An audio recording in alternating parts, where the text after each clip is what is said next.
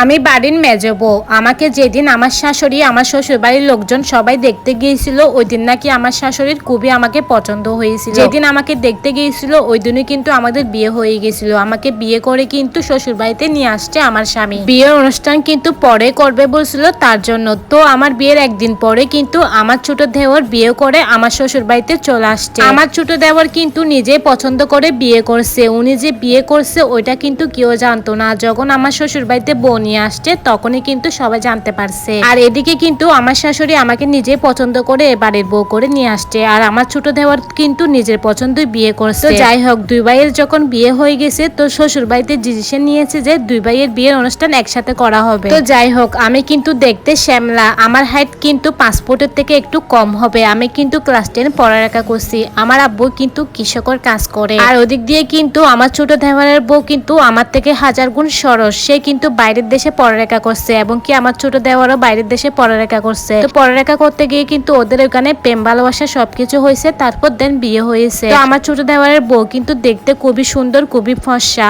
Height কিন্তু 5 foot 6 ইঞ্চি। ওনার বাবার কিন্তু প্রচুর পরিমাণ টাকা পয়সা আছে, বলতে গেলে উনি আমার থেকে 1000 গুণই সরস। তো আমার ছোট দেওয়ারের বউকে দেখে কিন্তু আমার শ্বশুর বাড়ির লোকজন, বিশেষ করে আমার শাশুড়ি খুবই খুশি। আসলে কিন্তু উনি আমাকে পছন্দ করে নিয়ে আসছে।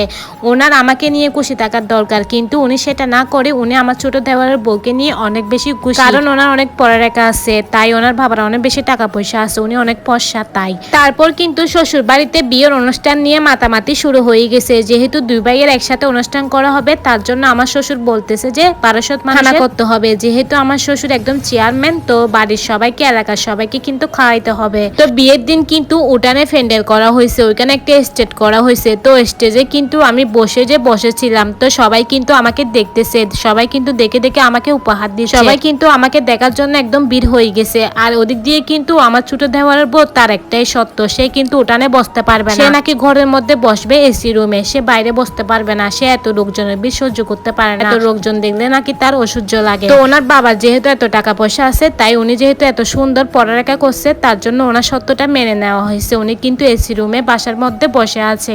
আর হ্যাঁ, উনি এটাও বলে দিছে যে আমার শাশুড়ি মাকে যে আমাকে কেউ দেখতে আসে 2 থেকে 3 জন, 3 জনের থেকে বেশি পাঠাবেন না, আমি এত ভিড় সহ্য করতে পারবো না। তো আমার শাশুড়ি কিন্তু আমার ছোট দেওয়ারের বউর কথা শুনে তো একজন একজন করে কিন্তু সবাই কিন্তু আমার ছোট দেওয়ারের বউকে দেখতে যাচ্ছে। তো আমার ছোট দেওয়ারের বউকে কিন্তু সবাই সেং দিচ্ছে, সোনার গহনা দিচ্ছে, ডায়মন্ডের আংটি দিচ্ছে। তো আর ওদিক দিয়ে আমাকে কি দিচ্ছেন জানেন? আমাকে দিচ্ছে 300 টাকা দামের 3 পিস থালা বাসন, ছাতা, এসব কিন্তু আমাকে দিচ্ছে। আর এদিক দিয়ে আমাকে উঠানে সবাই ঘিরে ধরছে। সবাই কিন্তু বুঝে গেছে যে আমার থেকে 19 সরস, তার জন্য কিন্তু সবাই এরকম করে জিনিসপত্র উপহার নিয়ে এসেছে। আমি যে এত ভিড়ে উঠানের মধ্যে বসে আছি, এক গ্লাস পানিও খাই নাই, সেই খবর কিন্তু কেউ নিচ্ছে না। আর ওদিক দিয়ে আমার ছোট দেওয়ারের বউকে কিন্তু এসি রুমের ভিতরে ভালো ভালো খাবার, ফল ফ্রুট সবকিছু দেওয়া হচ্ছে। আমার কথা হচ্ছে একটাই, আমরা কিন্তু দুইজনের নতুন বউ, তো তাদের উচিত আমাদের দুজনকে কিন্তু সমান চোখে দেখা, কিন্তু তারা সেটা করতেছে না। তো বিয়ের পরের দিন কিন্তু সকালবেলা 6টা বাজে আমি আর আমার বড় যা রান্না করতেছি।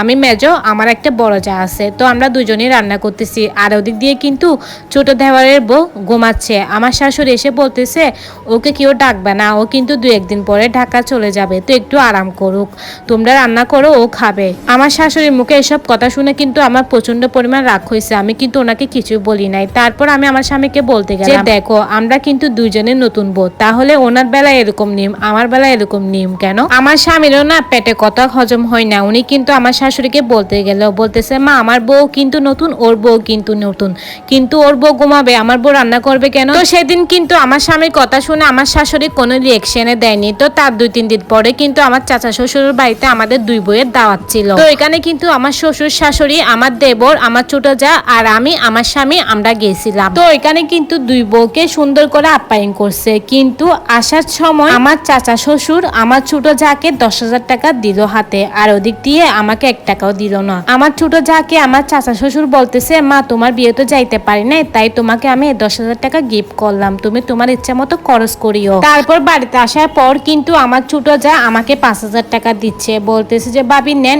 এখানে কিন্তু 5,000 টাকা আপনার, 5,000 টাকা আমার, 5,000 টাকা কিন্তু আপনার হক। তারপর আমার শাশুড়ি বলে উঠলো, বলতেছে যে ছোট বউ তুমি মেজ বউকে কেন দিচ্ছ 5,000 টাকা? উনি 5,000 টাকা দিয়ে কি করবে? তাছাড়া তো ওনাকে দেয় না টাকাগুলো, তোকে দিছে, তুই সুন্দর করে তোর ইচ্ছা মতো কেনাকাটা করিস, ওইরকমই বলতেছে। তারপরে কিন্তু আমার ছোট দেওয়ারের বউ বলতেছে বাপি টাকাগুলো নেন নেন, আমার শাশুড়ির সামনে ডং করতেছে, কিন্তু টাকাগুলো আমার হাতে দিচ্ছে না, এমনি মুখে বলতেছে। তারপর আমি আর রাগ সহ্য করতে না পেরে বললাম থাক, আমার টাকাগুলোর দরকার নাই, টাকাগুলো তোমাকে দিছে, তুমি ইউজ করিও। তারপর এটা বলা কিন্তু আমি চলে গেলাম। তারপরের দিন কিন্তু সকালবেলা আমার ছোট দেওর তার বউকে নিয়ে ঢাকায় চলে আসছে, যেখানে তাদের 3 মাস থাকার কথা ছিল সেখানে কিন্তু তারা 2-1 দিন থেকে চলে গেছে ঢাকা। আমার ছোট দেওর যাওয়ার সময় তার মাকে বলে গেছে, বলতেছে আমি চাই না আমার বউয়ের জন্য এই সংসারে অশান্তি হোক, তাই কিন্তু আমি চলে গেলাম। তো এটার জন্য কিন্তু আমার শাশুড়ি আমাকে দায়ী করতেছে, আমার অত্যাচারে কিন্তু নাকি ছোট দেওর চলে গেছে তার বউকে নিয়ে। তার জন্য কিন্তু আমার শাশুড়ি আমার সাথে কথা বলে না, আমি রান্না করলে কিন্তু এগুলা খাই না। আমার বড় যাকে বলছে আমি যেন রান্না করে না ঢুকি। তো এখন এখানে বলেন আমার দুষ্টা কোথায়, কি করলে আমার শাশুড়ি আমার সাথে কথা বলবে, একটু পরামর্শ দিবেন সবাই।